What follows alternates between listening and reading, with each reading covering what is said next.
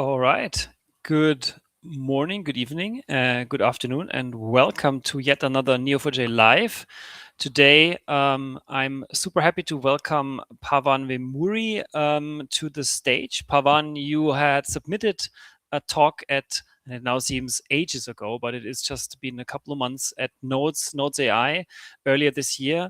And the agenda was amazing, and we couldn't accept every session we had. So unfortunately, yours was one that unfortunately didn't make it right in there. But we thought, okay, we need to have you present what you do in our Neo4j Live series. So that's why I'm super happy to have you join us today when you talk about supply chain management, supply chain impact analysis, I guess, in the automotive or manufacturing sector.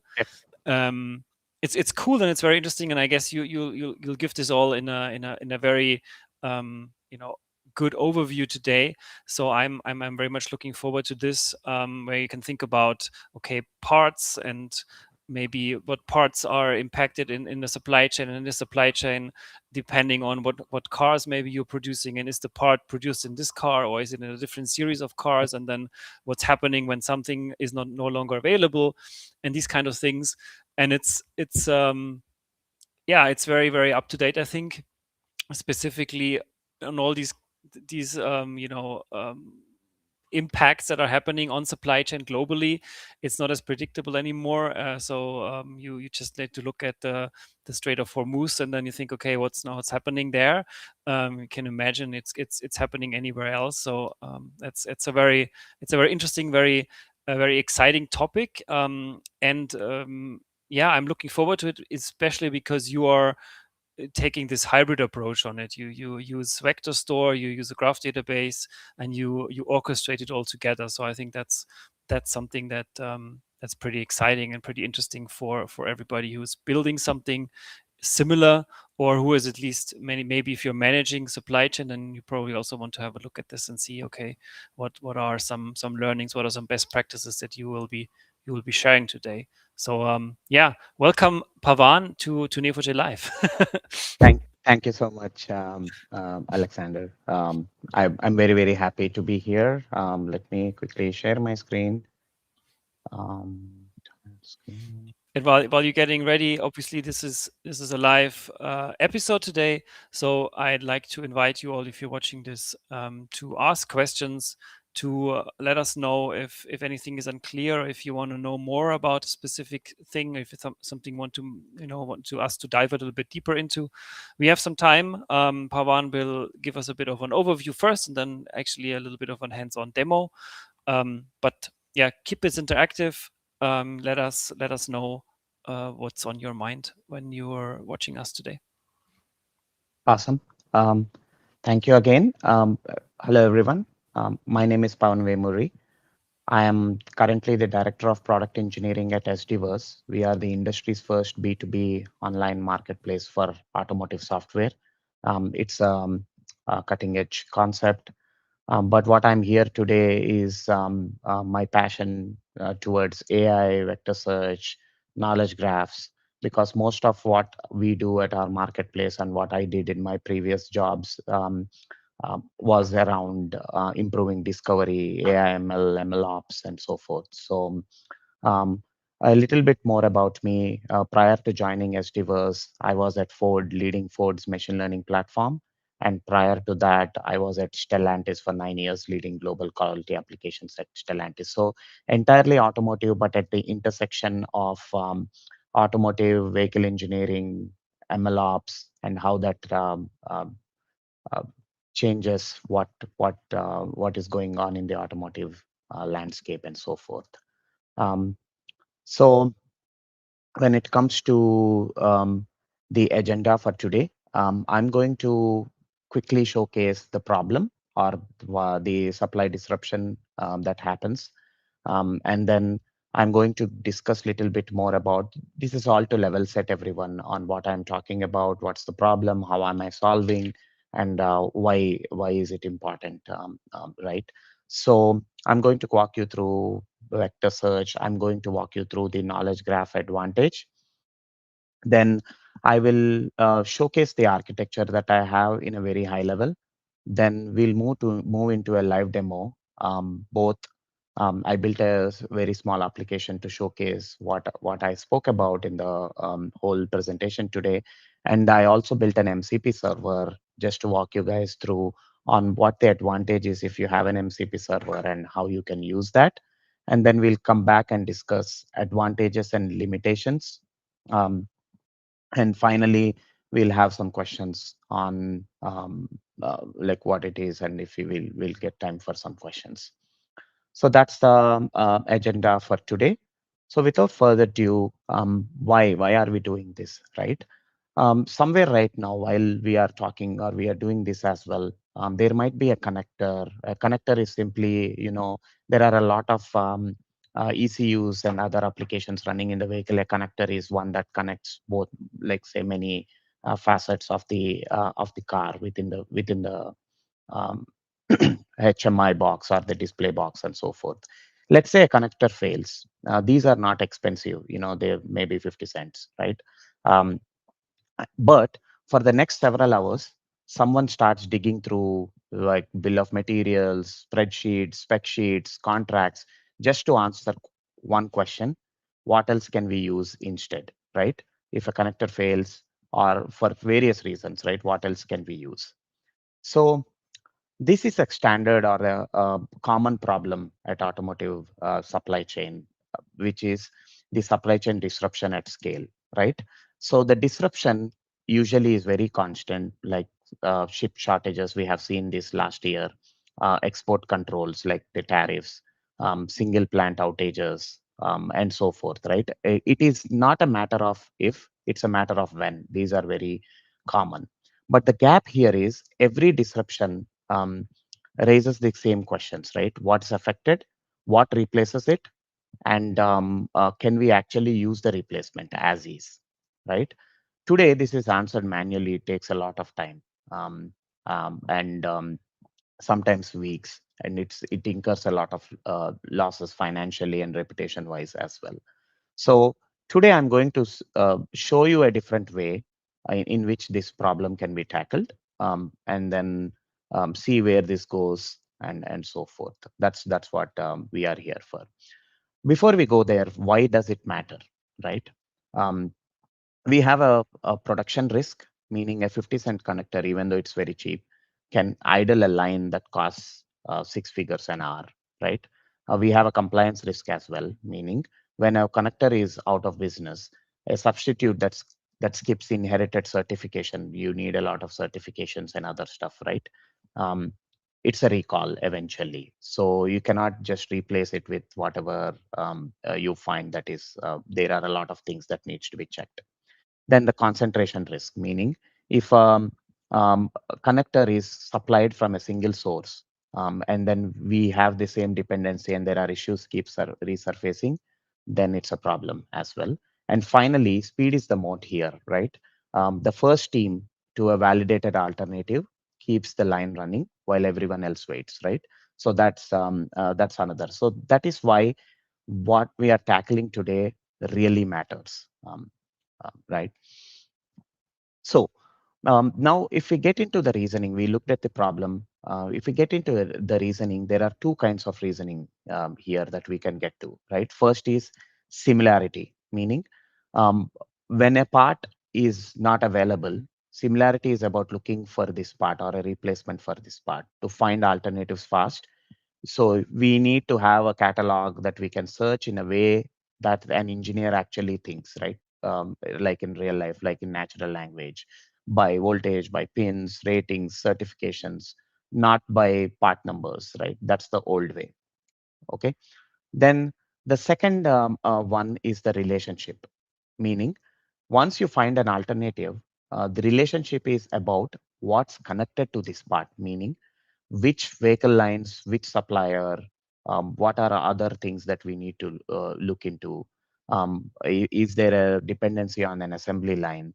Um, is the dependency on every certification it must inherit, and all of those things.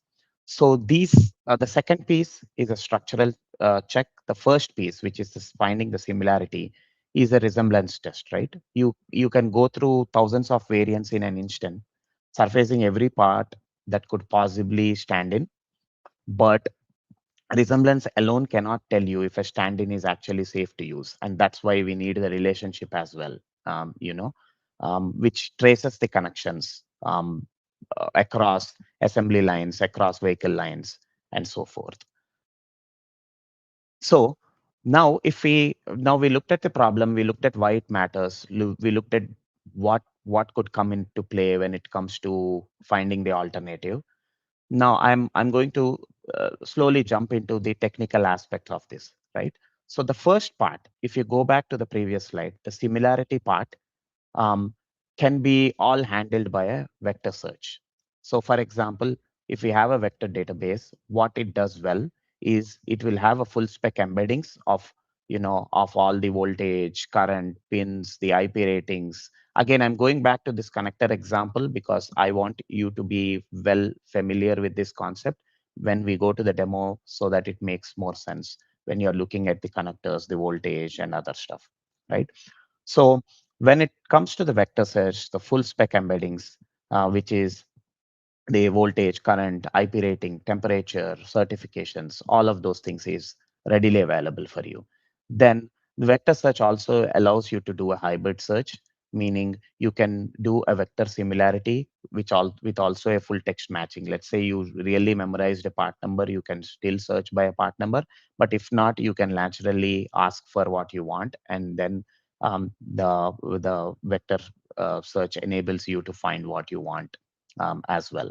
And then finally, Acon, this is one of the features of a Qdrant, which trades latency for recall, meaning if you want more precision, more control over what you exactly want to find a better alternative, and it's really a very, very good alternative, then there is a algorithm-based filtering which trades latency for recall, but it gives you better results, the results that matter most. But that's what vector search gives you inbuilt. But where vector search hits a ceiling is it does not have the bill of material awareness, meaning two connectors can score 95% similar. They can both be amazingly same, but one of them sits in a vehicle assembly, the other never touches, then it's not a like for like replacement for you, right? So that's the no bomb awareness part. And then the second one is no compliance inheritance. So vector search will not have a way to know if a substitute fails a certification the assembly actually requires. We'll look at the data in a bit, but that's the second piece. And then finally, the supplier awareness, right? So the closest match by embedding distance might come from the exact supplier that's already in your single point of failure, and you will not know that as well. So this is where a vector search can hit a ceiling, and that's where a knowledge graph can actually model. So I'm giving you here what my interpretation is for a knowledge graph for something like this, right? So if you look at a typical bill of material line, you can have vehicle programs like 4 programs, 5 programs, how many ever. You can have an assemblies like an assembly line, and then this is where your part, the actual connector sits. So as you can see here, vehicles will have assemblies, will use the connectors, which are built by suppliers. And then assemblies can have requirements, right? Or can inherit from. So this is how you can model your graph around to answer the question of what is impacted, right? Or is my alternative good enough? That's where we are going. So, having said that, the three things um, the graph answers is, as we already saw, vector search already answered what replaces it. It found the replacement. But here's how the graph answers the other two, which is the impact analysis, which means you can now take the same part and traverse bill of material and assembly hierarchies to see every vehicle and assembly a part actually touches, right? So that's one. And the second one is compliance inheritance. So you can have a relationship where assembly requires a certain certification, and you can know which assembly line requires what certification, and if the part is associated with that certification, so that you can now approve only parts that adhere to that compliance, right? So those are the two, but you can also go one step further, which is, you can also surface sole source and concentration risk by traversal, meaning if a part is only supplied or a kind of a part is only supplied by one supplier, then it's highly likely that you get into the same situation. So you will be able to see that ahead of time. So you can see the single point of failure and not have to guess at it. So these are the three things that the graph answers inherently, and that's the advantage of it. If we look at it in a more detailed way, or just as a summary, what vector search sees is you can have two connectors which are near identical by embedding distance. They have the same voltage, same pin, same count, same certifications on paper. But what the graph sees is one of them traces to a supplier already flagged as a sole source um, elsewhere in the BOM, right? The other does not. Then the same spec sheet, but the risk is very different, right? So this is why neither tool alone is enough. So similarity tells you that they matched, but the graph tells you, are they equally good, right? Is the replacement equally good as the previous one? And you can get to that decision faster. So how it is actually built, right? We have two data sources, which is one we talked about, the vector database and the Neo4j for knowledge graphs, and we have an agentic workflow, and we also have an MCP server that I'm going to walk you through. But before we go there, let us look at the search and match workflow, right?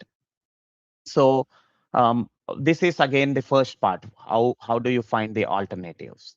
So the first is we can have an input, which can be a customer RFQ. You can have a document. You can have a full-blown RFQ or a small text where you are searching for the connectors. So we can build a web interface, which then parses those requirements from the RFQ, searches Qdrant, scores matches, and this is how Qdrant actually has the product catalog and embeddings.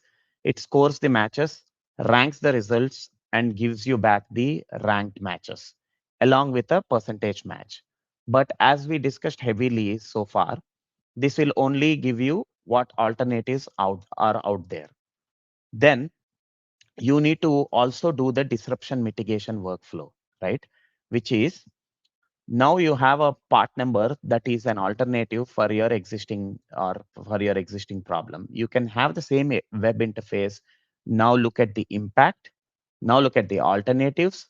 We look at the compliance and risks. We rank the results, and then we rank the mitigation options back, and we showcase them on the interface. And all of this is possible with Neo4j, where you have the impact, compliance, risk using all of those modeled using the graphs. So this is the important part where it all it fulfills all of the shortcomings um, uh, uh, from using just a vector database, right? So that's the disruption mitigation workflow. And I have also, because I want to give the full possibilities of what can be done in a situation like this, I have built an MCP server as well, where you can have a multiple range of tools which can be used to solve the same problem, which I'm going to also showcase during the demo. But for the MCP server, we can have search tools, such as where you can search for connectors, get the connectors, get similar connectors, and then we have graph tools which will do the impact analysis for you, compliance checks, supplier risk, and single point of failure exposures. Then we can also have a disruption tool where you can analyze the disruption, like the 4-stage mitigation workflow. And then finally, Claude or any other MCP host reads the request. So the tool is built in a way that it gives the tool or the MCP host routing instructions to use the right tool for the right kind of thing. So today I'm going to showcase how search works, and then how you can look into the impact analysis, and then how all of this, if built as an MCP server, can be used with an MCP host such as Claude, and easily like conversationally get the same details as well. Before we get into the demo, by the numbers, I have some fabricated information, so I just wanted to put it out on what scale of things that we are looking at when we are looking at the demo, right? I had 500 plus connected variants in a catalog. All of them are 3072 embedding dimensions, like per connector. I also have around 1245 bill of material relationships modeled in Neo4j, and which links to 10 suppliers, and then um, 8 requirement types, such as certifications, just for showcasing the compliance hierarchy, and 24 vehicle to assembly relationships as well. So this is what I have got, which we are working through on when we look at the demo. This is the data that we are looking at.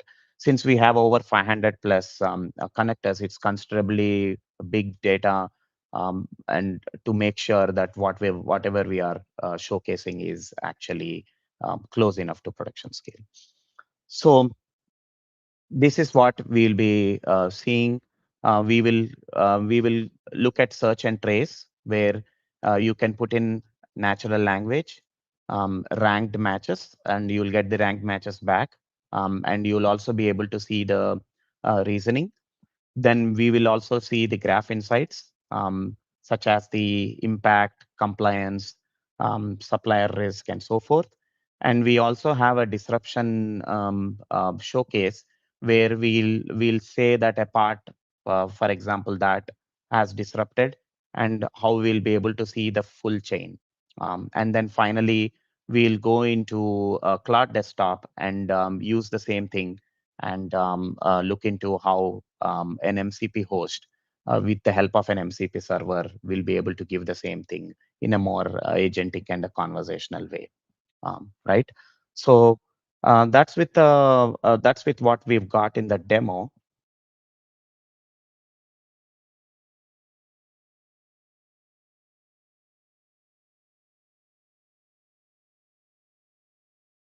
So I have built, this is the web application that I have built to showcase the demo.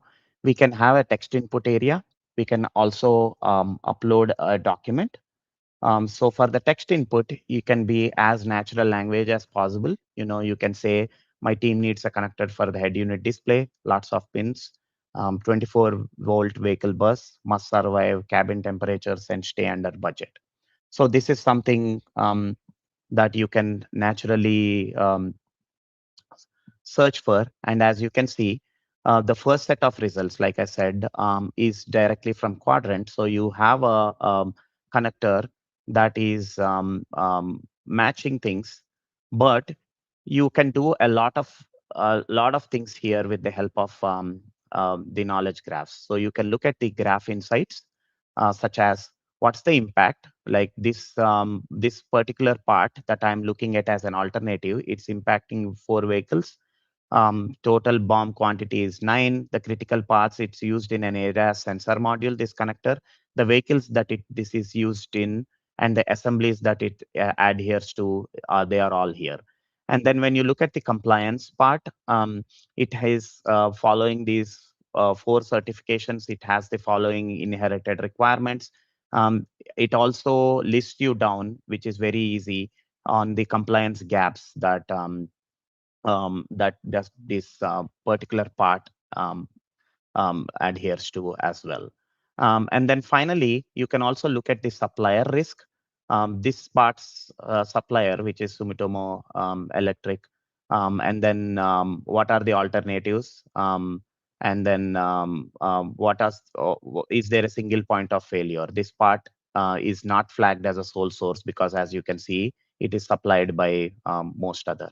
And then finally, you can also analyze the disruption. So if this part gets disrupted, it affects, as you can see, we saw that already. All of this, if not for a structured way, with the tandem of vector search and the knowledge graphs, would take months for somebody to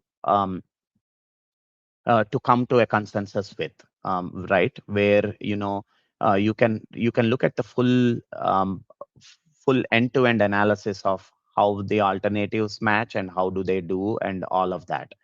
And the beauty of this is you can also choose a file, like I can have a specification document in itself and start searching. It's a full-blown document where it gives you requirements, and then you can now look at the same, like the alternatives, the match, and so forth. You can look at graph insights for everything. This is a different part. Again, it is within 4 vehicles, the assemblies that this part adheres to, and the compliance aspect of it. Everything is very, very straightforward.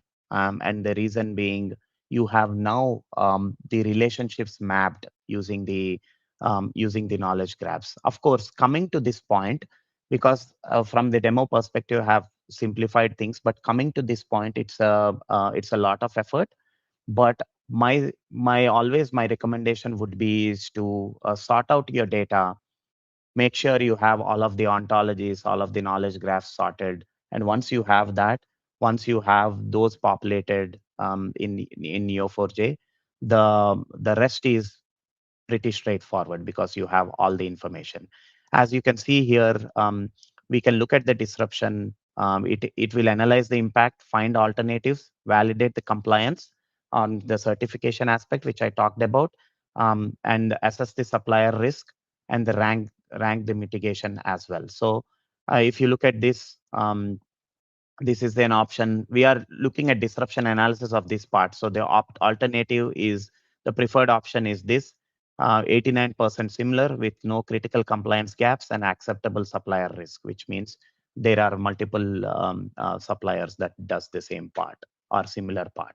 So both of these have a good similarity, and they are marked green. You can mark orange, which are like cautious, and you can also flag single point of failure ones, and um, um, not recommend them for various reasons. So all of this, is pretty straightforward. So, quick question on this, Pavan. How is the similarity calculated? What factors are applying here? Yeah. Can you Yeah, show that? perfect. Yeah. Correct. So for similarity, I'm just using straight away Qdrant. So all of the connectors, Hmm. that 500 plus connectors that I have got, and all the attributes, they are all stored in the Qdrant, the vector database, which gives me all the basic things when it comes to a similarity match, and it Hmm. also gives me a similarity score. All of that is heavy lifted by Qdrant. What it won't give me is the relationship with um, a similar part. Let's say we have two similar parts. Are they exactly the same when it comes to the impact analysis or the compliance and other stuff? And that is why I'm using compounded that with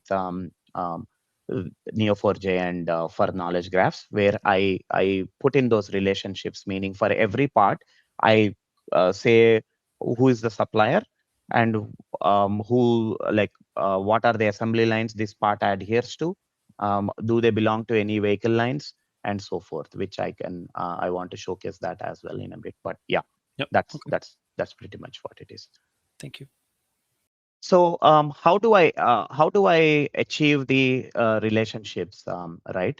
So this is Neo4j's Aura DB, an amazing database for us to map out all our relationships. So if I look at the same part, as you can see here, we can have the part, and this is a relationship here which is supplied by this supplier, and then you can at the same time um, have which assembly lines. So these are assembly lines which use the part. So basically, and then this is the vehicles that uses this assembly line, which uses this part.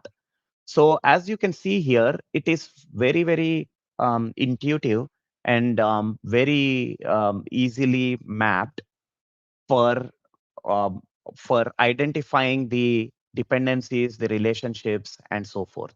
So you can also say, see, this battery management unit or assembly uses this part number, which is used in this current vehicle.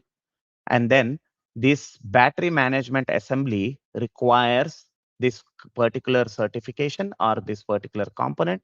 It inherits from this particular certification. So all of this is very, very straightforward when it comes to identifying the impact, the compliance, and so forth. And this is how we can model it around on the Neo4j or on the knowledge graph side. And that is why even if we find finding similar parts does not need us to know what assembly lines this part belongs to, or what vehicle this assembly line adheres to, or what certification it inherits from, and all of those things. But if you want to know if that similar part is going to do the exact same job as the one that you are replacing with, you need all of this information. And that is the reason you go for a knowledge graph. And of course, coming to this point, or because this is a demo data, it's easily mapped here. But in order for anyone to come to this point, it's a lot of work. But once you are there, then the analyzing of the supply chain disruption becomes very, very straightforward and very, very easy and very intuitive as well. Um, I'll pause and see if you have any questions. But So if not, I'll far, not, but okay. obviously, again, inviting everybody. If you have any questions, anything you'd like us to show you more, or Pavan to show you more, to dive a little bit deeper in, then um, please let us know. I mean, you said it now twice, and I think you hinted a little bit at it earlier.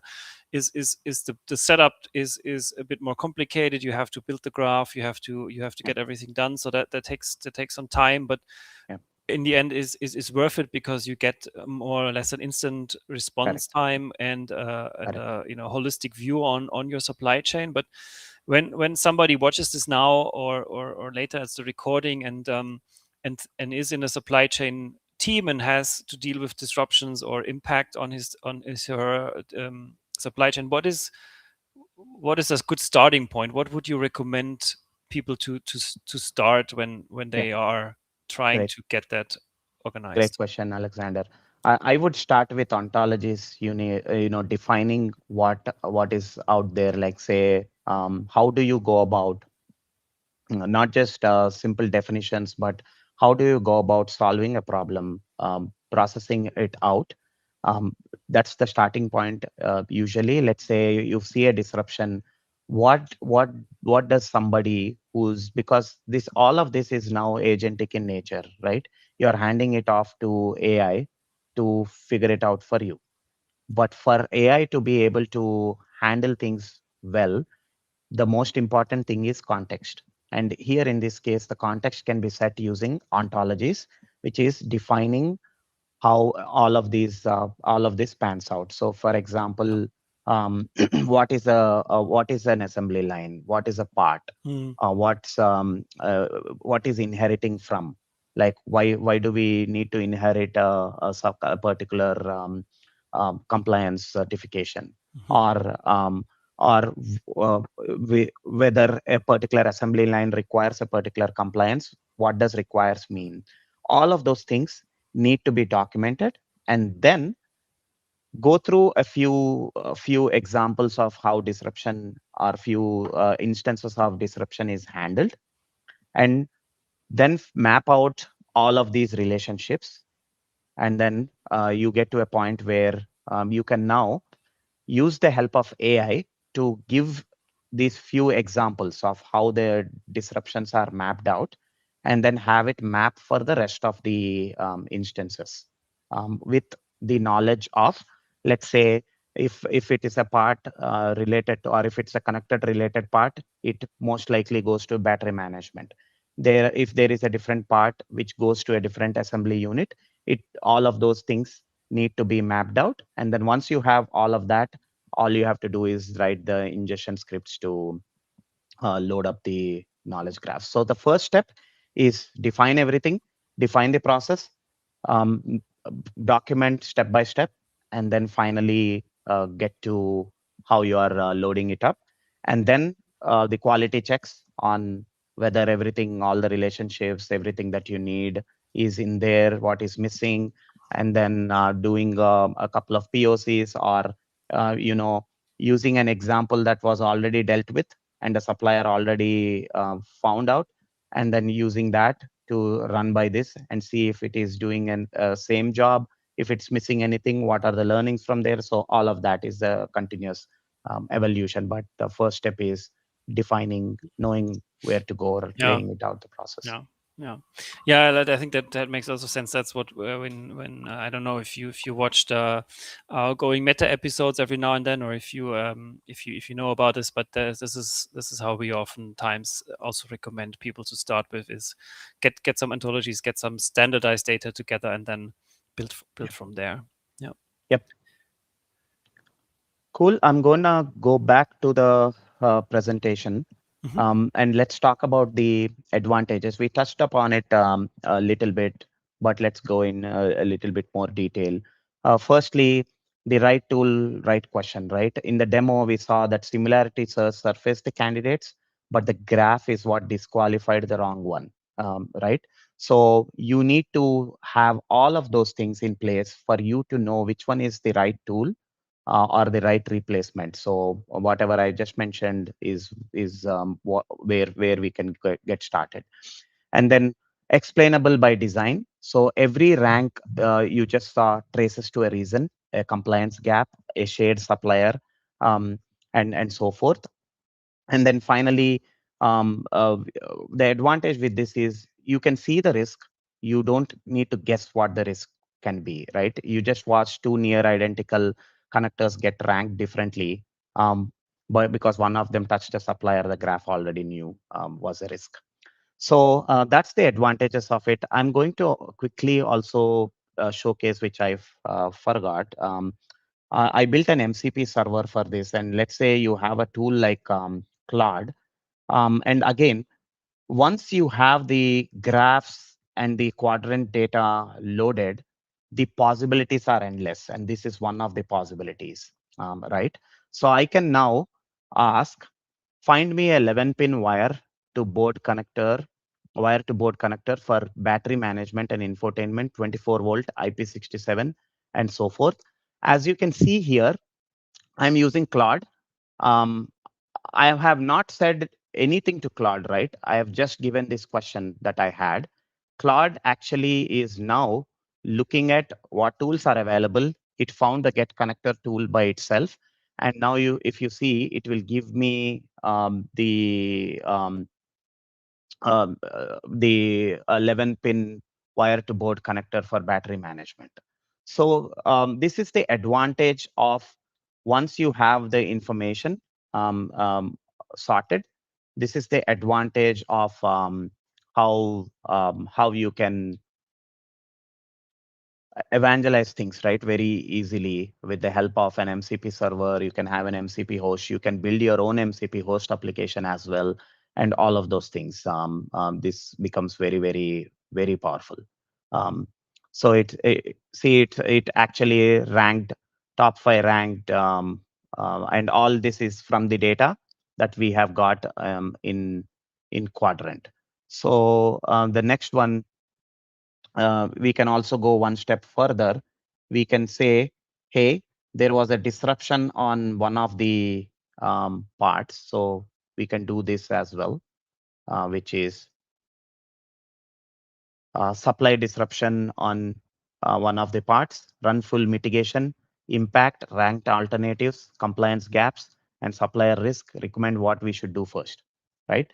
So here, now Claude is also, because it's agentic in nature, it will find the tools to analyze disruption, as you can see, not just search for alternatives. So it will use the search tools, it will analyze the disruption, and it will also give us what we want here. And the reason this is very powerful is now, we are in a natural language talking to the MCP host here, and without even giving much information, you have the full analysis here in a natural language way for you to easily understand. So see, here is the full mitigation workup.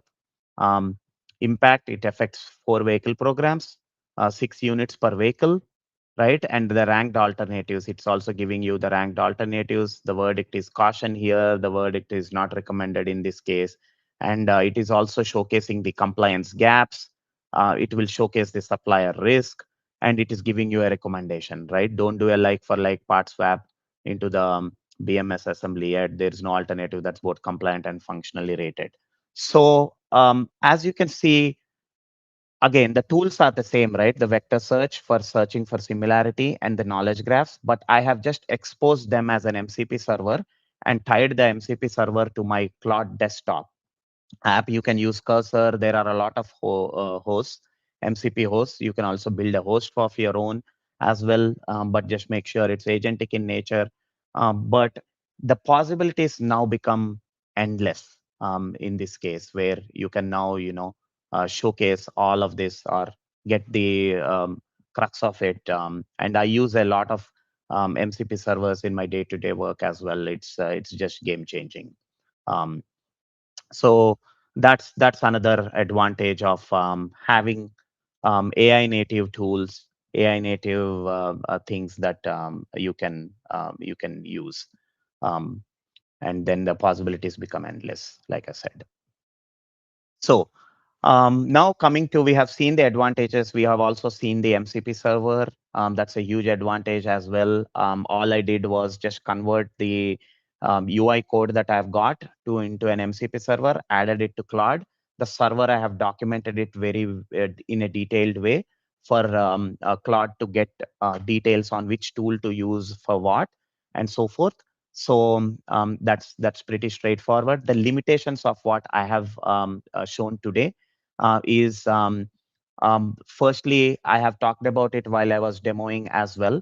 It's a demo scale graph, 4 vehicles, 9 assembly lines, 10 suppliers. It proves the model, but it's not production bomb volume by any means. And then other thing is both stores have to be ingested together. So and there is no automated drift detection yet in what I have showcased. That's where we can go. And then what's not here yet is definitely it is read only at this point, meaning it recommends, it gives you the information at this point. It does not write back to any other systems, which will help you in your future planning, right? And that's where we could go as well. And the supplier risk that is reflected in my demo, the seed, it is based on the seeded topology. It's not a live market feed, meaning all the information is already fed into it. If something changed today, it's unless it is updated, it's not there yet, from what I have shown. So those are the limitations. We can now get into what is next, right? Where can we go next? So I always like to see the roadmap as a near term and a long term.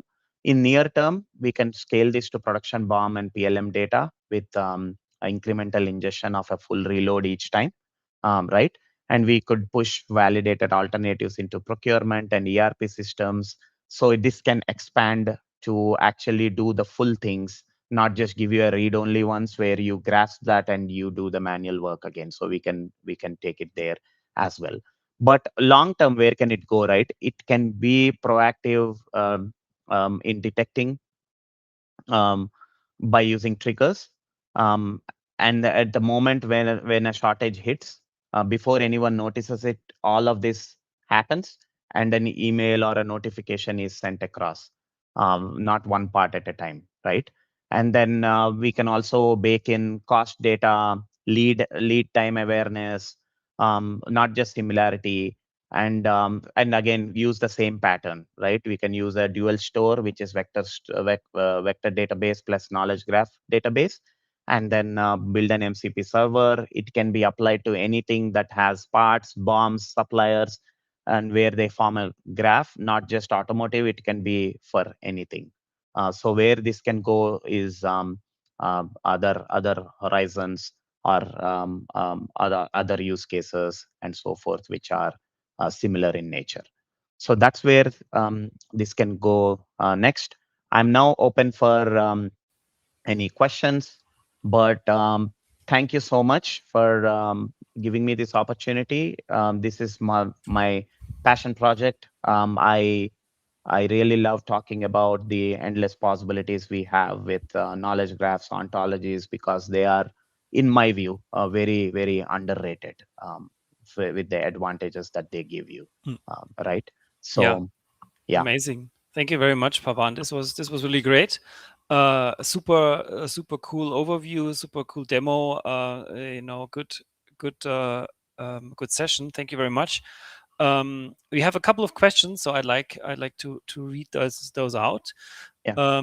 First, Rob says, "Loving the examples. Thank you." So yeah, good to see the feedback. Thank you, Rob, for your kind words here. Then we have Pablo. Pablo asks, "What can degrade the performance of the solution?" Mm, great question. What can degrade is one, I have talked about it in the limitations, right? It is read only and it is not tied to a live feed. So what can degrade the performance is, let's say, a particular supply or particular part is manufactured, or a similar part is manufactured by two suppliers, but one of the suppliers stopped doing it for whatever Mm, reason, and we do not update the either the relationship or the similarity based quadrant data and so forth, then we are looking at incorrect data. So one of the limitations that I feel is it should be live, meaning whenever situation changes, there should be a way for this to be updated. There are many ways in which we can do that, but that's one of the where it degrades the performance. mhm, And the second thing is, again, ontologies. Let's say ontologies are again a point in time. Let's say you are defining something, some knowledge that you are giving to this system. It has to be constantly updated based on how situations change. Let's say you were doing things in a certain way, but mm, over a period of time, your organization has stopped defining things in a certain way or doing things in a different way. Then those definitions should be up to date for the whole system to understand the same way. mm, That's another piece where this can be degraded. And the third area where the performance can be degraded is the vector search area, where how the vectors are stored, how the filters are, or the metadata is stored there, how the filters are attributed. Are you all the time making sure the right parts are surfacing? If there are more parts being added with an entirely different viewpoint, then is it still scaling well? Those are other those That's another area where this performance can be degraded. yeah. And then because you just had the limitation slide up, and Yeah. another remark, I guess, here from Pablo is, if we must take fast decisions in context where the logistics might change daily, or at least you want to keep a lookout on it, would it make sense to have the conditions of logistical, supply chain pathways and various, train, ship, airplane, roads, all of these information, should they be part of the graph to be constantly Yeah. updated, or should this be a separate system that kind of like feeds into, you Correct. know? There should be a separate pipeline Mm, together, all together for these various scenarios. Not everything needs to be updated instantaneously, but there are certain areas that needs to be updated instantaneously. It's a case by case basis. yeah. And then you can have a curated pipeline for each of those cases where what is the trigger? How do you institutionalize the knowledge once the trigger happens, and curate it, and then store it and update the knowledge graphs or the quadrant vector database at the same time, Mhm, right? yeah. It depends on the use case, but you can have those specific pipelines do those specific jobs at specific times. based on the risk tolerance and the acceptance criteria that you adhere to. Um, Yeah, yeah, yeah. makes sense. Then another question comes from Abhijit. Abhijit asks, are you relaxing cosine similarity at 0.45? And have you tried ChromaDB or NeonDB as other Um, solutions, or were you quite happy and set with the? Yes, for the demo, yes, I'm using the defaults, and I haven't tried the other databases. I have always worked with Qdrant. Mhm. I've been working with Qdrant for over 2 years now, so I find it really good when it comes to vector search. And they have a fair few upgrades and other stuff as well, so they are very up to date on things. Yeah, So I find it comfortable. But yeah, that's about it. good. Yeah, that one more question from Ren. Ren says maybe you can add in the roadmap that this kind of application can be used supply chain diagnostic tool and the risk management and mitigation. What do you think? Any idea that needs to be changed in the demo for it to work like this? Um, More of a comment, I I guess. Yeah. uh, so for supply chain risk mitigation, yes, this can definitely be used, but there are other things that we need to add to the relationships and so forth. And we also have to make sure the balance is right, meaning um, are we looking at this from a single point of view, or just financial, or just the lead time, or just the similarity based search, or a regional specific thing, regulation specific thing. There are a lot of things that come into play. Yes, those all of these things, like I said again, once you lay out the process of what the end goal should be, and how you define things for that end goal to be met, that should be the basis for all of your knowledge graph relationships. And that will expand accordingly based on what the end goal is from this application. And Yeah. that's definitely possible. Yeah, definitely. Might change a little bit depending on also the model and all of the other things. But generally, yes. I mean, not particularly what Pavan was showing here, but I think we have shown this in a couple of other showcases where this similar approaches. The model in itself is very flexible, right? I mean, you have to make sure that the data sources or the ontologies are there, but then if you have fraud detection, or if you have something like money laundering, or you have like supply chain, I mean, it all goes Yeah, roughly in the same direction. You correct, just change how your graph model looks like, and how your domain focus changes with that. But it can all do. We did a cybersecurity or cyber defense impact analysis, network impact analysis last week at the show with Snowflake and Neo4j. So it's completely different, yeah, but very similar at the same time. correct, correct. Yeah. Cool. Abhijit asks, can you share some experience about your working? I guess you have the perfect slide up. If you Yeah, wanna connect with yeah, Pavan, or if you wanna see more um, correct. from you, then I guess connect via LinkedIn or Yeah, my website is also there. I yeah. have a website with everything that I'm working currently. Hmm. I try my best to keep it up to date, Yes, but yeah, it gives you a fair idea of what all the things that I'm working on. Also connect with me on LinkedIn. I'm pretty active on LinkedIn as well. cool, super. I see no more questions, and we are almost out of time anyway. So, thank you very much, Pavan, again for the great talk. Interesting topic and great demo. It's always nice to see the two things combined, not just slides, but also get some actual demo applications shown. Correct. So that's pretty cool. I Thank will add I will add the GitHub repo to you. Uh-huh. this code. Super. It's open for everyone. I'll add it to the comments of the LinkedIn You can, live, yeah, exactly. probably. Or Yeah. you know, Okay. send it to. You can also Yeah. send it to me, and then I can also add it to the YouTube video Okay. description, Okay. Cool. so that Yeah. everybody finds it when they Yes. look at it. Yes. Yes. Yeah. Cool. Yeah, that's great. So then, yeah, look it up, see how it works, and take it from there. Yep.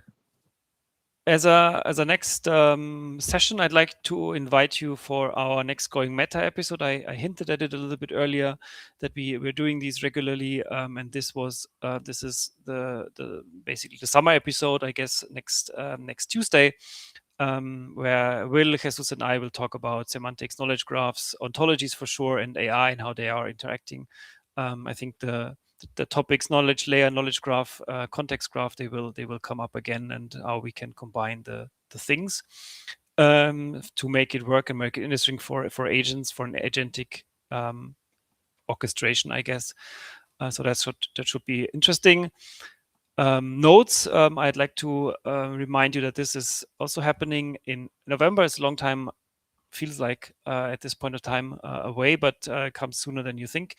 So if you want to keep updated, what's the schedule like, what sessions we have, and also about Road to Nodes, our workshops ahead of Nodes happening in October, then you can register for the event already. And yeah, if you like to hear more about Neo4j, get your hands on courses, workshop material, then Graph Academy is a great place to get started. Aura Free gives you all the tools you need for these kinds of things. You can get started quickly with our document intelligence tool that we just launched, that gives you um, an easy way of getting unstructured data into your graph, and just explore a little bit how that would work and how that would look like in a graph model. And if you have questions and if you want to reach out to the community, go to our community pages or check out the neo4j.com/developer pages with all that it. So yeah, I see a lot of appreciation also in the chat.